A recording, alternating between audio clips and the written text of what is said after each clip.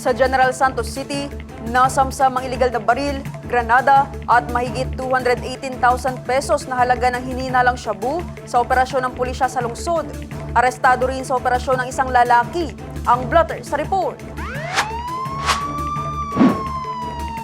Ipinatupad ng mga otoridad ang isang search warrant kaugnay sa paglabag sa Republic Act 10591 o Comprehensive Firearms and Ammunition Regulation Act na nagresulta sa pagkakaaresto ng isang 39 years old na lalaki na kinilala sa alias na Bimbo, residente ng nasabing barangay.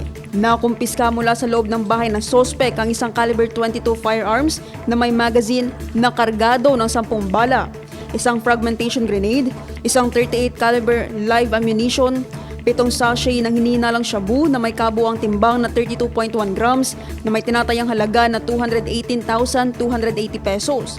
Dinala ang sospek at lahat ng nakumpisang ebidensya sa Police Station 7 para sa dokumentasyon at wastong disposisyon habang inihahanda na ang mga kaukulang kaso laban sa kanya.